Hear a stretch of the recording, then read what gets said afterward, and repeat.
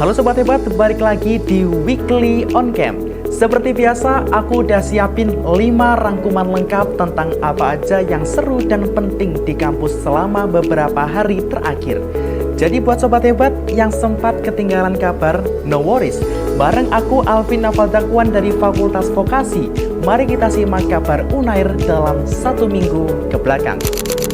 Berita pertama, rapat kerja paguyuban Rektor PTN se-Jawa Timur.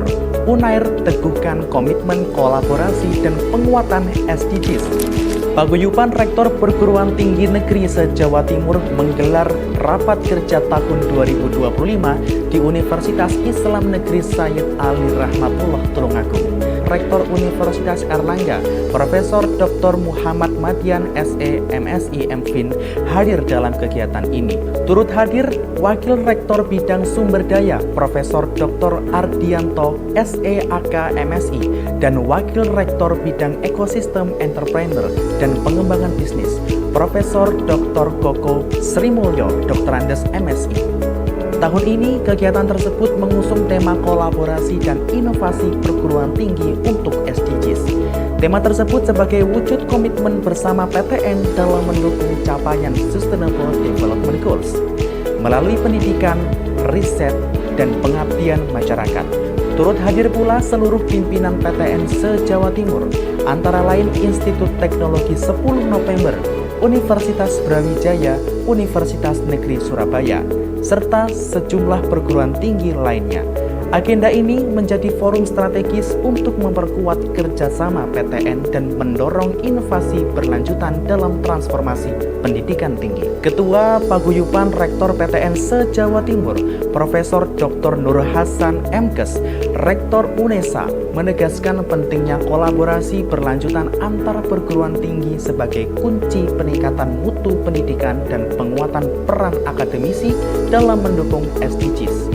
Kemudian, pada saat sharing session, Ketua Badan Perencanaan dan Pengembangan Universitas Airlangga, Dian Ekowati, SE MSI MA PPCom, Organization Communication PhD, memaparkan strategi Unair dalam memperkuat posisi di kancah peringkat dunia melalui penguatan program SDGs. Ia menyebutkan bahwa progres capaian SDGs secara global baru mencapai 35%, sehingga kolaborasi lintas sektor menjadi kunci utama mempercepat implementasinya. Ia juga menyoroti bahwa perjalanan Unair menuju peringkat 287 dunia versi QS World dan peringkat 9 dunia versi The Impact Rankings bukanlah hasil yang instan.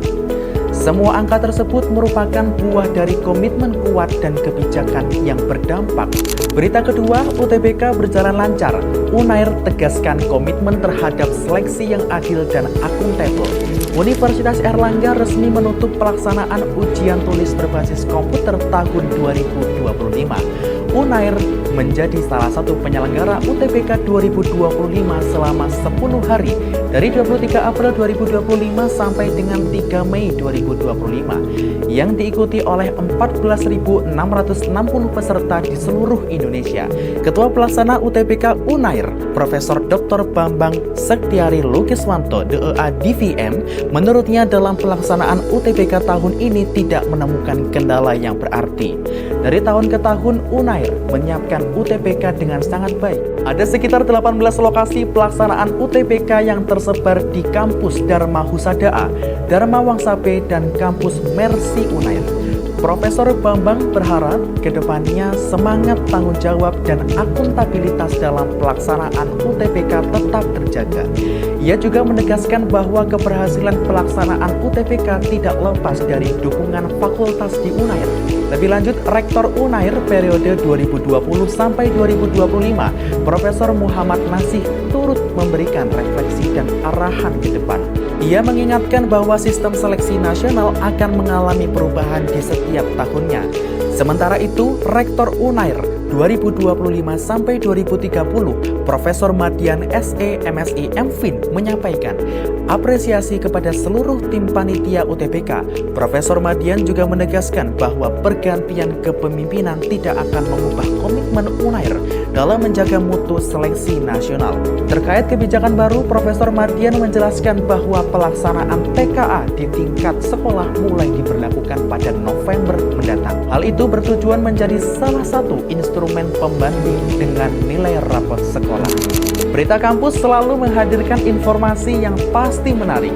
Sebab dari sana kita melihat UNAIR terus bergerak dan bertumbuh. Kali ini kita sampai pada bagian yang paling ditunggu-tunggu, yaitu kabar prestasi.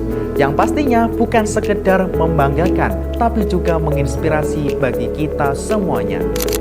Prestasi pertama, mahasiswa UNAIR raih juara 1 kompetisi esai inkubator literasi pustaka nasional Jatim 2025. Mahasiswa program studi ilmu sejarah UNAIR Daniel Trisakusumo berhasil meraih juara 1 dalam ajang kompetisi esai inkubator literasi pustaka nasional Jawa Timur tahun 2025. Ajang ini diselenggarakan oleh Perpusnaspres bekerjasama dengan Dinas Perpustakaan dan Kearsipan Provinsi Jawa Timur yang berlangsung mulai 24 Juli hingga 3 September 2025 yang kemudian dilanjut dengan penyerahan sertifikat dan hadiah secara simbolis pada 25 September 2025 di Kantor Dinas Perpustakaan dan Kearsipan Provinsi Jawa Timur.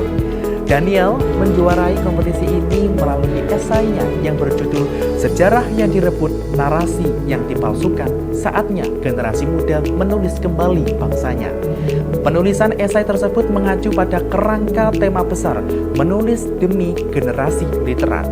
Dalam esainya, Daniel menyoroti bagaimana sejarah di Indonesia kerap tertuang dari sudut pandang pemenang dan menjadi alat legitimasi kekuasaan. Dalam tulisannya, ia menggabungkan teori sejarah, contoh konkret seperti peristiwa G30S dan reformasi, serta solusi praktis seperti kampanye digital dan kelas menulis sejarah rakyat.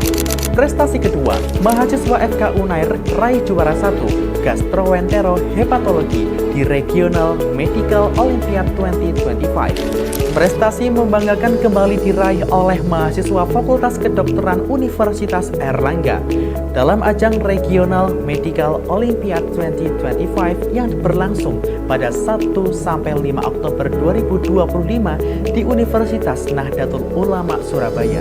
Dalam kompetisi bergengsi ini, salah satu tim FK UNAIR berhasil meraih juara 1 di cabang gastroentero hepatologi. Tim yang terdiri dari Axel Jostanto dan Michelle Purnama berhasil mengungguli puluhan peserta dari berbagai perguruan tinggi. Axel dan Michelle terpilih setelah melalui proses seleksi internal yang ketat oleh para senior bidang digestif. Mereka juga menjalani pembinaan intensif yang mencakup pendalaman materi teori, latihan soal, hingga simulasi ujian praktik secara berkala. Perjalanan menuju kemenangan ini melewati beberapa tahapan seleksi. Kompetisi bermula dengan computer based test pada 2 Oktober sebagai babak penyisihan. Kemudian berlanjut ke ujian praktik OSP dan OSC pada 3 Oktober di babak semifinal. Dan puncaknya pada lomba cerdas cermat pada babak final tanggal 4 Oktober. Rangkaian kegiatan diawali dengan welcome party dan ditutup dengan city tour bersama seluruh peserta pada 5 Oktober. Ajang RMO 2025 mencakup 6 cabang lomba yaitu digestif, gastroentero hepatologi, kardiorespirasi, muskuloskeletal, neuropsikiatri, infeksi tropis, serta urologi dan reproduksi. Untuk cabang digestif, FK UNAIR melakukan seleksi internal khusus dan memilih 4 delegasi terbaik untuk mewakili universitas. Prestasi ketiga, tim FPP UNAIR sabet juara 1 National Business Plan berkat inovasi semen apu Sekapati. Tim mahasiswa Fakultas Ekonomi dan Bisnis Universitas Airlangga berhasil meraih juara 1 pada National Business Plan Competition Wisher tahun ini. Anggota tim terdiri dari Agam Rosi Lubis dari Program Studi Ekonomi Islam Angkatan 2023, Dwi Wahyulia Putri dari program studi Ilmu Ekonomi Angkatan 2023 dan Emalia Sintawati dari program studi Ekonomi Islam Angkatan 2023. Mereka terbentuk melalui Association of Sharia Economic Studies FEB Unair. Sebelumnya, anggota tim tergabung dalam satu divisi yang fokus pada kompetisi bisnis plan. Kesiapan, kreativitas, dan kekompakan tim menjadi modal utama menghadapi kompetisi nasional bergengsi ini. Tim mengangkat studi kasus produk semen merah putih yang pangsa pasarnya masih kecil dibandingkan kompetitor nasional lainnya. Ide mereka menghadirkan inovasi produk semen ramah lingkungan dengan menambahkan abu sekampadi sebagai substitusi sebagian klinker. Pendekatan ini menekan biaya produksi sekaligus meningkatkan kualitas semen. Selain itu, langkah ini mendukung target Net Zero Emission 2060. Di mana strategi pemasaran digital dilakukan melalui kampanye edukasi di Instagram, TikTok, dan YouTube. Terlebih, tim juga bekerja sama dengan proyek hijau, BUMDes, dan proyek strategis nasional untuk memperluas pasar dan tepat sasaran. Keberhasilan tim tidak lepas dari pembagian peran yang jelas.